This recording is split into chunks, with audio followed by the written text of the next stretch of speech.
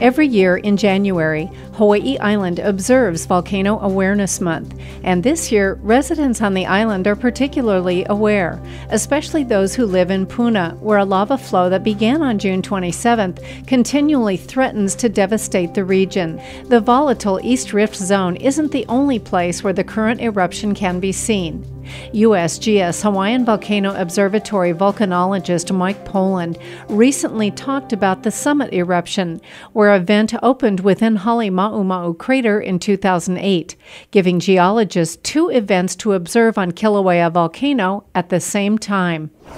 It is not hyperbole to say that Kilauea is the most active volcano in the world. What other volcano on the planet is erupting from two places at the same time?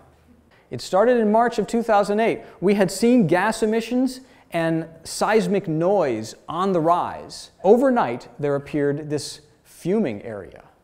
A week later, on March 19th, there was a strange seismic signal overnight. And when we came in the next morning, there was a hole. There had been a small explosion from that area. That hot spot blew up, and it created this vent that became the new summit eruptive vent. We hadn't had a summit eruption since 1982. Here's what it looked like later in 2008. It was already extending into the crater floor, the Halemaumau crater floor, and experiencing these episodic collapses, which we occasionally captured on video. This is sped up, mind you, by about 3 times, so this wasn't real time, but it was still very impressive.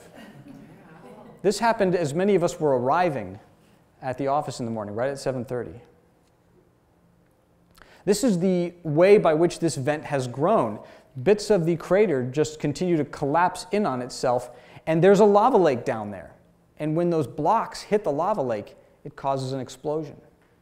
We got a fantastic view of this as the vent continued to broaden, continued to widen. It started out, it was only about 90 feet across. Now it's something like 600 feet across. And in fact, this next movie is from 2011. Sped up again, it's about by a factor of 3. Keep your eye on that area right there. Lava lake bubbling away, and then kaboom, and a shower of hot material.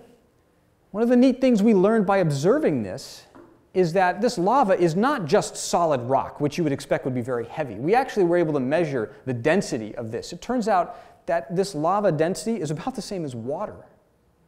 And that's because it is charged with gas. This is not a lava lake. It's like a lava foam lake.